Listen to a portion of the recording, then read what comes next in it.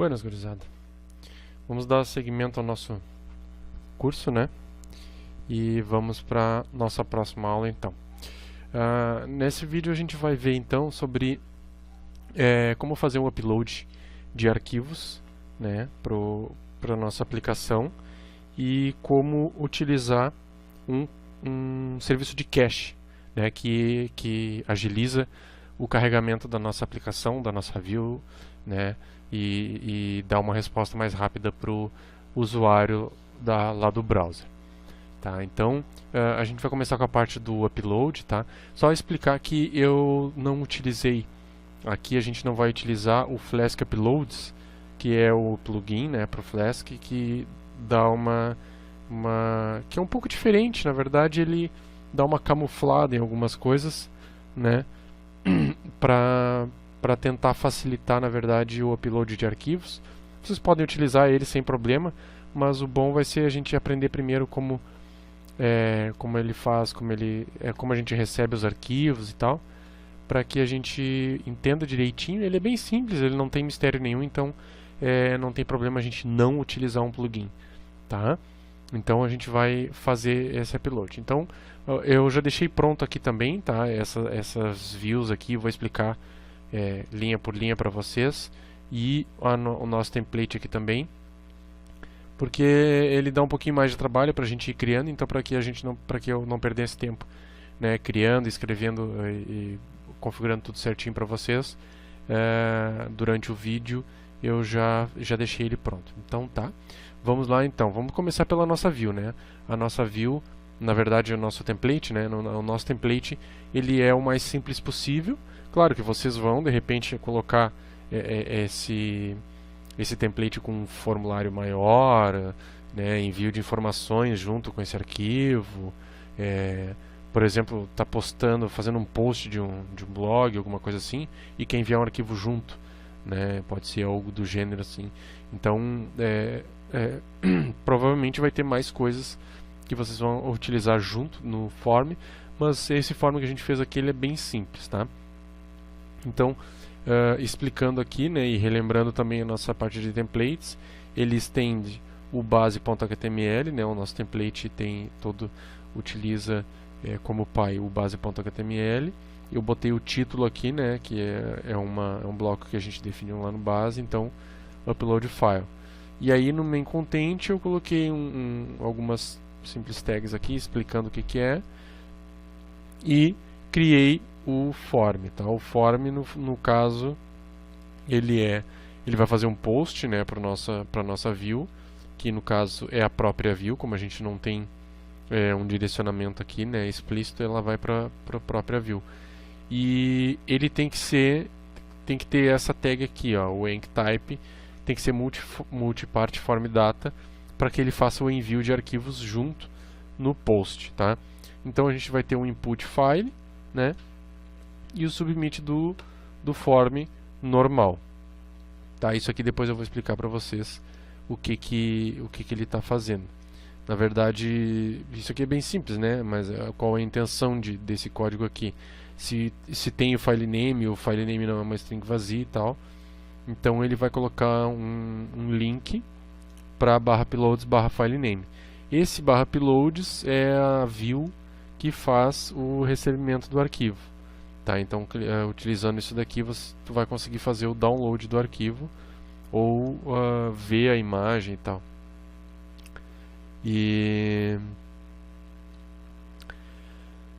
Bom, vamos para a nossa view.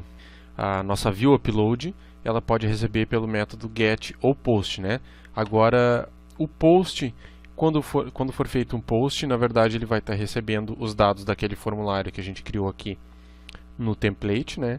Então a gente vai verificar se tem o objeto file, né, que ele está na propriedade files do nosso request, do nosso contexto de entrada, né? Então na propriedade files, né, tem o arquivo file, que foi o nome que a gente definiu aqui, ó, name file. né? Então ele vai verificar se existe esse file, né? Se ele é um objeto não nulo e tal, e vai verificar se allowed file, né? E vai passar o file name aqui. O que é esse allowed file? Esse allowed file ele é uma simples função que verifica se ele é um arquivo que a gente deseja receber. Ou seja, eu defini que para um arquivo ser permitido na minha aplicação, ele tem que ter tais extensões. Então, né, como exemplo, essa é a minha restrição. Ele tem que ser um TXT, um PDF, um PNG, um JPG, JPEG ou GIF. Isso daqui ele é um allowed extension, né? Uma extensão permitida, e para ser um arquivo permitido ele tem que ter uma extensão conhecida conforme essas aí que eu defini. Isso daqui é uma regra minha, né, que eu defini para minha aplicação, então eu fiz a validação, né? Então tem o objeto arquivo que veio ok, veio o arquivo lá do form, e ele é um arquivo que está ok, que é o que eu quero então. E aí eu pego o nome desse arquivo. O nome desse arquivo a gente utiliza o método secureFileName, que ele é do nosso framework WorkZorg. Porque, na verdade, essa função tem uma explicação aqui na documentação do Flask, aqui a secureFileName, que ele faz um tratamento todo especial no nome dos arquivos, né? E ele faz o controle geral sobre todo o caminho e se está um caminho relativo ou não, se é um caminho muito grande, muito pequeno, enfim, todo o tratamento necessário para que seja um nome de arquivo válido, né? Ele aqui tem informações, mais informações sobre esse método, vocês podem dar uma olhada, entender um pouco melhor. Então, sempre utilizem esse método para pegar o nome do arquivo que vocês estão recebendo, né? Como diz ali, nunca confie no que o usuário vai lhe enviar, né? Então, sempre está com o pé atrás e sempre validando e padronizando tudo. Então tá aí, a gente utiliza o nosso arquivo file e chama o método save, né? E o save a gente passa um caminho, né? O caminho desse local aqui, que na verdade eu estou pegando da configuração da minha aplicação aqui, que foi configurado aqui em cima. Tá? Aqui em cima, upload folder está na verdade em /tmp/upload. Tá? Vocês também podem configurar onde desejarem. Né? Então, chamei o método save, ele vai salvar esse arquivo fisicamente naquele local ali. Né? Aí, mandei uma mensagem, como eu mostrei para vocês antes, né, que tinha o método flash.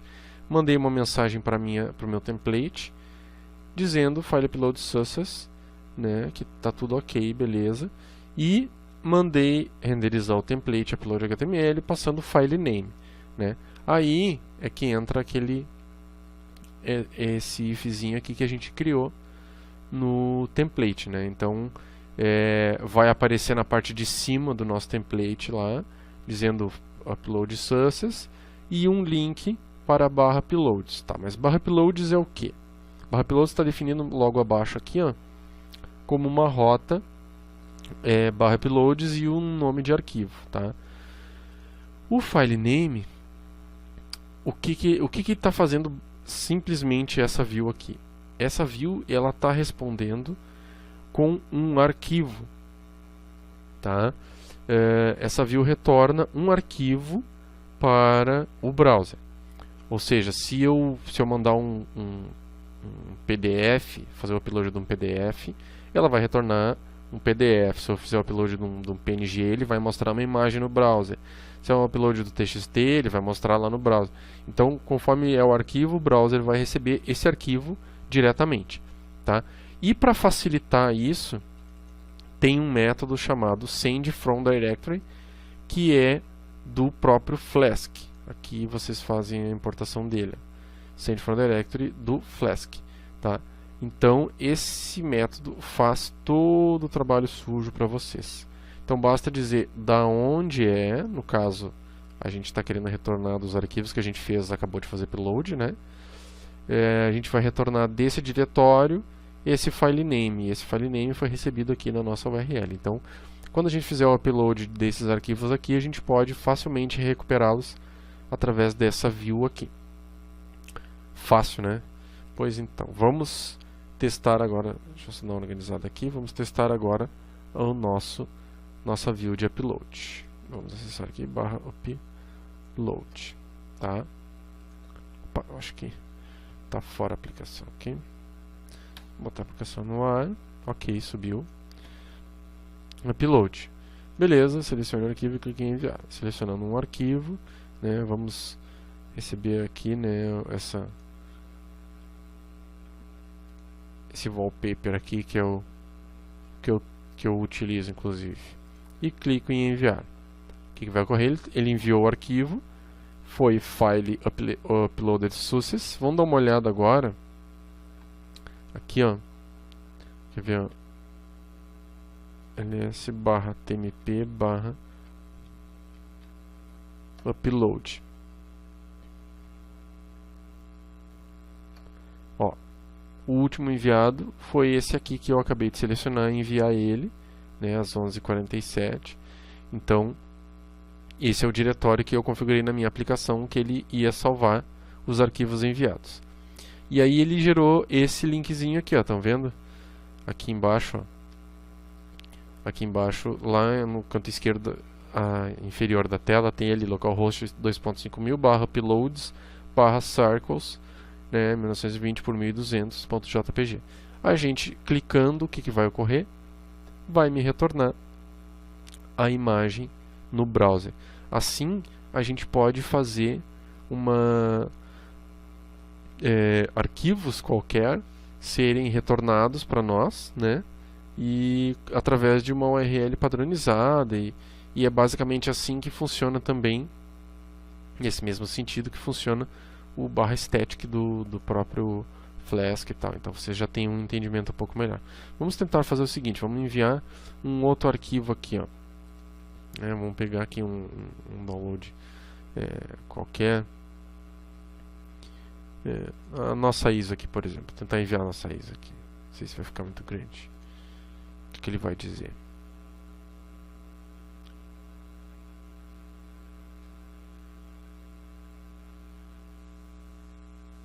Mesmo local. Vamos tentar um outro aqui. Vamos selecionar um arquivo. Downloads. Um zipzinho aqui, nem sei o que é isso aqui, mas vamos tentar enviar esse arquivo aqui. Ó. Opa, temos um erro na nossa aplicação. Ó, tá vendo o que ocorreu? Ele verificou que é um post, né? É um post, pegou o nome do arquivo e viu, o arquivo existe, sim, o arquivo existe, ele veio. Mas ele é um allowed file? Não, ele não é um allowed file porque ele não tem um allowed extension. É só TXT, PDF, PNG, JPG, JPEG, GIF e não zip. Então o zip não pode vir. Só que, por um erro de lógica aqui, ó, else, a gente faz dá uma mensagem, né, flash extension not allowed, né?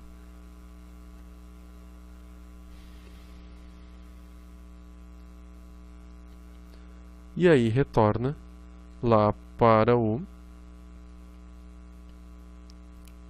a nossa página que vai imprimir a mensagem. Então, agora aqui a gente repete, né? Reenviamos, ó, extension not allowed. Beleza. Vamos enviar algum outro aqui. PDF. Pronto. Vamos enviar o nosso PDF. Beleza, agora o nosso PDF está disponível na aplicação. Está vendo que o browser entendeu que é um PDF, abriu o próprio visualizador e tal, e através da nossa view e com aquele método de retorno, ok? Então é isso aí basicamente sobre os uploads. Aí tem o Flask Uploads, que é um plugin, né, Uploads, que é um plugin que vocês podem utilizar também. Ele trabalha um pouquinho diferente, aliás, a configuração dele é um pouquinho diferente e tal, mas basicamente ele faz isso daí que a gente acabou de fazer por baixo dos panos, né? Ó, tem algumas featurezinhas a mais aí. Vocês podem tentar implementar uma aplicação com ele sem problema algum, tá? Vamos passar então para a configuração do cache. O cache, ele é um método de agilizar as respostas que a gente vai dar para o usuário final, tá? O cache aqui, na verdade, ele é muito simples. Dessa vez a gente utiliza, tá? Eu até vou fechar essa aba aqui. Dessa vez a gente utiliza o plugin chamado Flask Cache, tá? Que ele simplifica demais o trabalho com o cache. Por quê? Porque o cache a gente pode ter vários métodos de guardar esse cache. Pode ser um cache em memória, que é um cache simples, pode ser o cache dentro do Memcached, pode ser um cache de arquivo, pode ser tem várias formas de se fazer. Então cada uma tem uma pequena configuração, uma pequena diferença e tal. Com o Flask Cache a gente padroniza tudo e joga esse cache para onde for no momento que a gente desejar, sem ter que recodificar nada, tá? Basicamente ele tem se tem 3 ou 4 pequenas coisas a fazer para configurar a sua aplicação com cache, tá? Primeiro é a instalação, né? Fazer o pip install flask-cache, e aí ele vai estar disponível no teu virtualenv, o plugin. O que a gente precisa configurar basicamente e minimamente é cache type, tá? Cache type eu coloquei aqui como simple, que ele é uma implementação interna do próprio Flask Cache e que vai implementar um uso de memória local, né? No caso ele vai implementando a própria memória da aplicação, vai sendo utilizada para guardar esse cache, tá? Pode ser Memcached, deixa eu ver se tem aquele estágio mais para baixo, acho que tem. Aqui, ó. Pode ser null, se a gente botar null a gente desabilita o cache, se a gente botar simple, utiliza o simple cache. Aí pode ser Memcached, opa, acho que deu pode ser Memcached, né? Pode ser o Google App, né? App Engine Memcached. Pode ser Redis, o File System, e esse outro aqui que eu até sinceramente não conheço, né? Mas enfim, tem várias opções, então basta a gente trocar na configuração e utilizar alguns outros caso necessário, né? A configuração do Redis, do Memcached, por exemplo, cache key prefix e tal. Então a gente pode configurar facilmente para onde vai esse nosso cache, né? Pois bem, vamos lá. Então, configurando nosso cache type, a gente vai utilizar um cache simple aqui. A gente instala esse cache na nossa aplicação. Tem 3 formas que se trabalha com o cache. Na verdade, 4 formas de se trabalhar com esse cache na aplicação, basicamente. Então, são elas. A gente começa fazendo o cache, como a gente está vendo aqui, da view inteira, tá? Ou seja, quando acessar a primeira vez essa view aqui, ela vai ser executada. Tá vendo que eu até coloquei uns prints aqui para a gente testar isso aí. Ela vai ser executada, vai gerar uma saída, né? E essa saída vai ficar em cache pelo timeout de 50 segundos, se eu não me engano, o timeout. Depois tem que ver qual é então ele vai ter esse timeout. Então ele vai ficar, se não tiver configurado aqui o timeout, vai ser o que está configurado na app como padrão, né? Então ele vai fazer o cache do retorno dessa view por completo, tá? Então basta fazer esse comando aqui em cima da nossa view, que ela vai guardar o cache, ok? Então pensando no seguinte aqui, agora tem o próximo método, vocês vão ver a diferença, que é o seguinte: tem o cache.memoize. Qual a diferença desse memoize pro cached? A diferença é que o memoize, ele faz o cache da view, né, com os parâmetros. Então estão vendo aqui, ó, que, claro, se isso é a intenção mesmo, como eu tenho uma view que tem parametrização, que ela está recebendo um slug, o memoize na verdade é o mais interessante para mim, porque ele vai fazer um cache para cada chamada conforme os parâmetros recebidos. Então, se eu chamar /post /Sérgio, vai fazer um cache. Se eu chamar /post /teste, vai fazer outro cache para essa mesma view. Então, para cada parâmetro diferente, ele vai fazer um outro cache. Por quê? Porque o memoize guarda também os parâmetros no cache, na chave do cache. Ok? Tem uma outra forma que a gente pode fazer, que é trabalhar diretamente com o cache para cada coisa que a gente precisa, né? Deixa eu ver aqui onde é que tem um exemplo.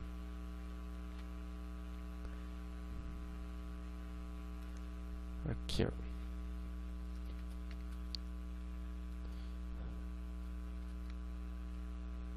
Aqui, ó, 7. Ó, tem os métodos, ó.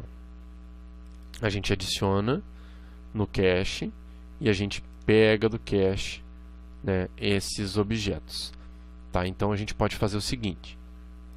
Vocês deem uma olhada na documentação. Vamos retornar aqui, por exemplo, esse JSON, né? Então a gente vai fazer o seguinte, ó. If cache.get. A gente passa uma chave, né? Meu JSON. Então, vamos fazer diferente aqui. Retorno recebe o objeto,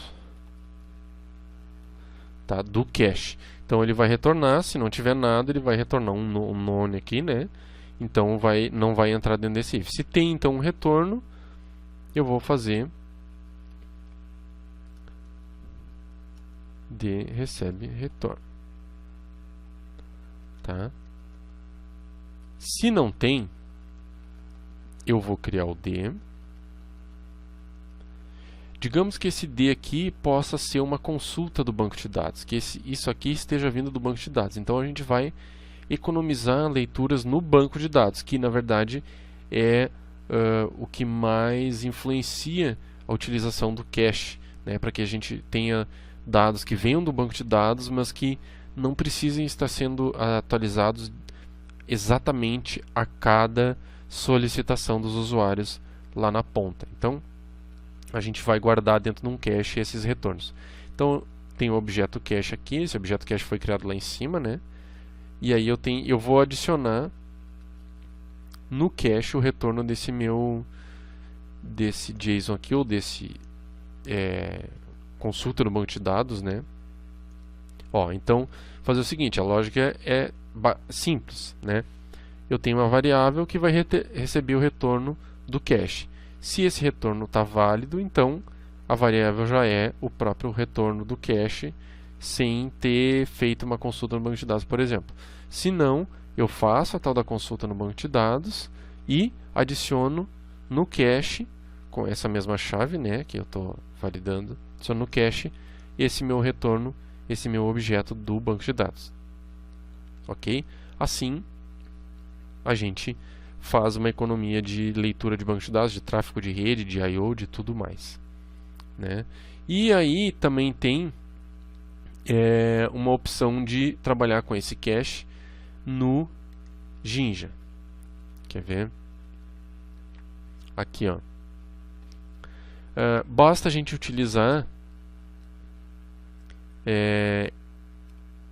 esse comando aqui, ó, cache e end cache, tá? Se a gente fizer, tem o timeout aqui que a gente pode definir também. Então, na verdade, isso daqui eu acho que é um pouco menos utilizado até, porque basicamente o mais correto é a gente, o mais utilizado é a gente guardar dados, né, basicamente que são retornados, que são gravados e tal. Porque eu, por exemplo, fazer cache dessa parte aqui, por exemplo, né, de um form ou de um ifName, não faz muito sentido, né, porque ele não tem uma interação muito grande. Talvez seja mais dificultoso para o processador guardar no cache esse pedacinho de código aqui, que não faz nada muito grande nem muito demorado, e depois pegar do cache para jogar aqui de volta.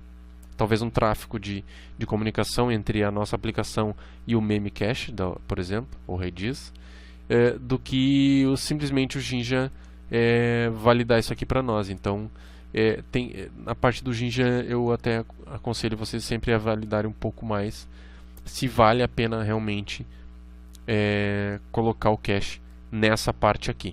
Claro, aí vocês colocam o cache aqui atrás ou numa view inteira, né? Isso daqui também tem que cuidar um pouco, porque, por exemplo, às vezes a gente tem objetos de usuário, do usuário logado, e vai se refletir aqui, porque o retorno todo dessa view vai ser cacheado aqui. Então, se tem um usuário logado e por acaso entrar no cache, ele vai aparecer para outros usuários que não estão logados, e de repente é um admin. Tem que ver se não há uma falha aí, né? Isso acontece muito comumente. Tem que ver. Aí então vocês utilizam, né, o tipo de cache que guarda uma função inteira com os parâmetros, ou que faz o cache padrão, né, da view, aquela que não tem parametrização, ou utilizam, que eu aconselho mais, sinceramente, utilizem diretamente o cache para cada objeto que acharem necessário colocar. Tá bem?